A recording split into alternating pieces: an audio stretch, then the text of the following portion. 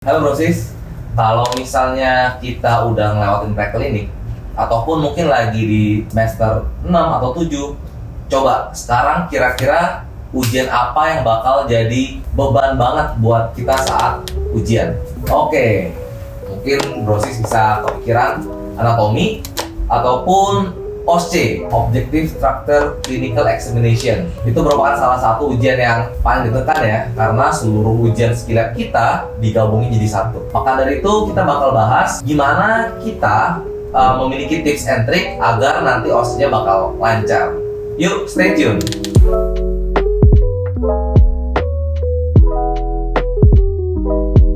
Oke Brosis, OSCE atau Objective Structure Clinical Examination itu pas kita preklinik, kita bakal ujian 2 kali ya. Beberapa kampus sih bakal 2 kali.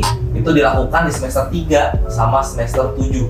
Nanti setiap ujian itu bakal ada 12 fase. Jadi skill-lab kita tuh yang udah kita pelajarin dalam 3 semester kira-kira itu bakal digabungin jadi 12 fase, ujian 1, 2, 3, sampai 12. Tapi tenang, di 12 itu bakal ada istirahatnya. Jadi pas teman-teman kita lagi berjuang nih, ujian di dalam ruangan, kita ada juga yang lagi istirahat. Itu total stase istirahatnya itu 3 stase ya. Jadi ada 3 kesempatan buat kita istirahat. Nah nanti kita perlu banget nih tahu 12 fase itu kira-kira bakal diambil dari ujian skill lab mana. Pastinya yang kita lagi pelajarin tuh di semester 1 sampai 3 atau semester 4 sampai semester 7. Untuk di preklinik itu bakal ada beberapa list ujian buat OSCE. Salah satunya pemeriksaan fisik ya.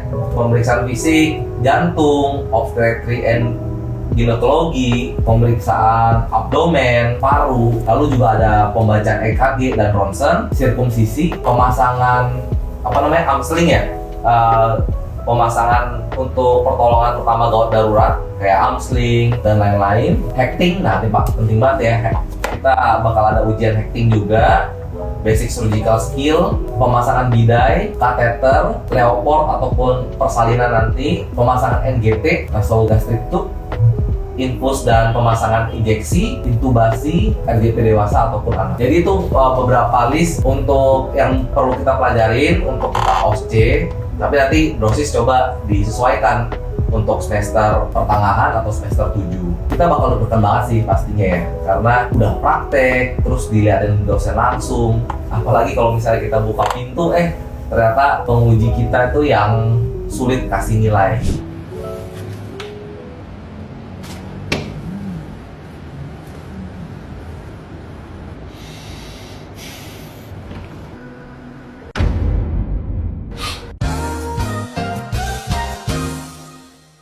Maka dari itu di sini kita bakal ada 5 tips. Jadi sebenarnya apa yang perlu kita lakukan, tips and trick supaya OSCE kita bakal berjalan dengan lancar. Tips yang pertama, kita latihan sampai bosan. Bakal belajar banget kan skill lab tuh. Banyak skill lab yang kita pelajarin. Setiap skill lab pasti kita memiliki checklist. Biasanya nanti pas di kampus itu bakal di fotokopian tuh ada tuh checklist seluruh skill lab dari semester 1 sampai semester 3 gitu ya untuk OSCE.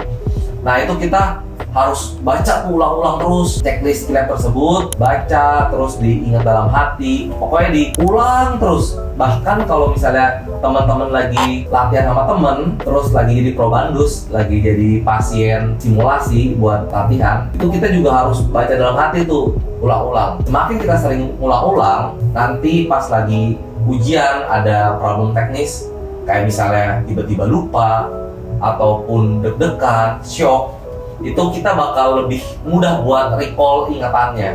Jadi diulang terus sampai bosen.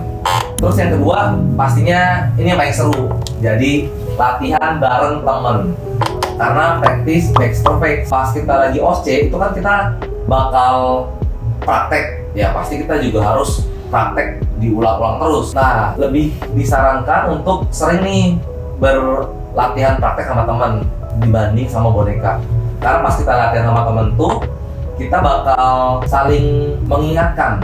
Misalnya kita lagi latihan auskultasi abdomen, ternyata ada checklist yang kita kelupaan. Nah teman itu bakal bisa bantu kita tuh buat recall. Bro, ini kita kurang checklist ini, yang tadi kurang ini. semakin kita sering diingatkan yang kekurangannya, tapi kita ulang-ulang terus, nah itu bakal lebih sempurna lagi nanti pas lagi ujian. Tentunya dengan latihan bersama ini, kita kan bener-bener real ya, latihan bareng temen.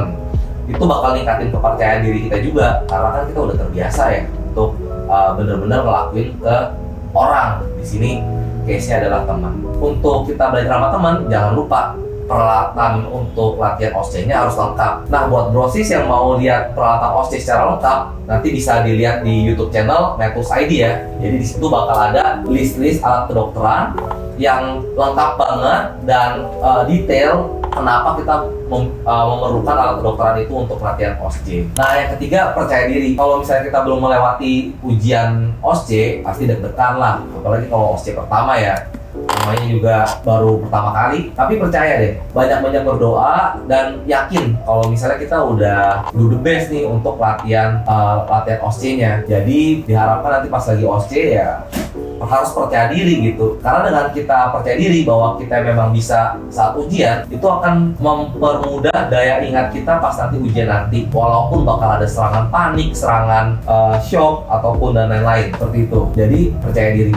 Nah, nanti juga kalau misalnya penting banget nih, kita bisa saling support ke teman-teman kelompok belajar kita, bahwa semangatin kalau misalnya mereka memang kita ataupun teman-teman itu udah do the best dan udah pasti bisa ujiannya gitu. Jadi saling support biar positif dan semuanya jadi percaya diri. Yang keempat itu tetap tenang dan jangan panik. Kita itu pas lagi ujian kayak ngeliat kotak harta karun ya. Kita nggak tahu nih pas kita buka pintu, pertama bakal ada apa aja peralatan yang di dalam.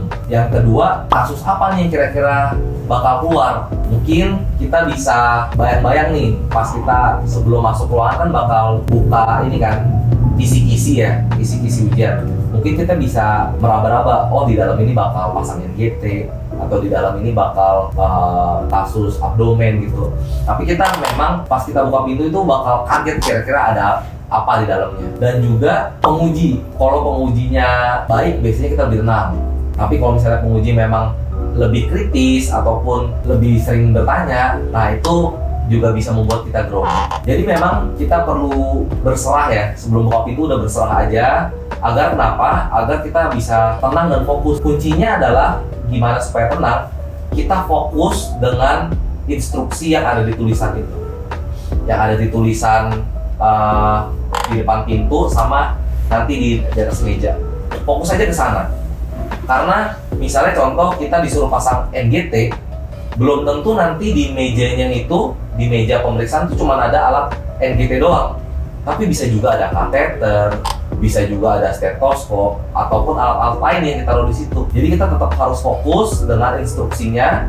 Kalau misalnya pasang NGT, lakuin aja NGT dari awal lengkap. Jangan lupa untuk berdoa ya. Dan yang kelima, terakhir dan paling penting, jangan begadang di H-1. Kalau bisa, kita coba minimal H-2 lah, kita udah bener-bener review semua, latihan semua, OSCE yang kita perlu latihan.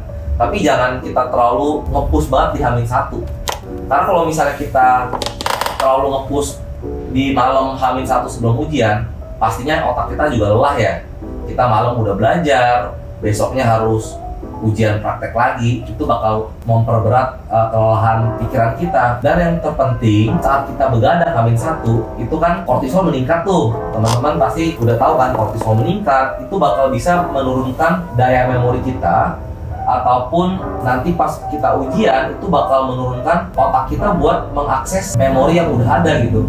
Jadi itu bisa lebih, chance buat ngeblank itu lebih tinggi. Dan juga membuat sulit fokus, dan yang terpenting, nanti bakal bikin kita sakit kepala. Bayangin kalau misalnya kita sakit kepala baru di ruangan ketiga terus udah sakit kepala, nanti ke depan-depannya jadi lebih kurang fokus. Jadi kalau misalnya teman-teman mau nge-pushnya direkomendasi di H-2 aja. Tapi kalau misalnya H-3 ya monggo jam 10 udah boleh istirahat ataupun bercanda-canda lah biar lebih sama teman, biar lebih rileks nanti pas ujian. Oke, kesimpulannya dari keseluruhan itu memang kita harus latihan terus-menerus, jangan lupa latihan sama teman, terus tenang, harus tetap tenang, dan memang harus banyak berdoa ya. Jangan lupa buat tanya juga tuh senior teman-teman, kira-kira apa yang kita perlu lakukan nih untuk benar-benar prepare saat OSCE nanti. Karena kan setiap kampus biasanya memiliki ciri khas masing-masing ya untuk OSCE. Oke, semoga tips ini bisa memberikan gambaran ujian OSCE buat teman-teman, dan semoga sukses dan lulus saat ujian OSCE nanti. Good luck buat OSCE-nya. Sampai ketemu di video berikutnya.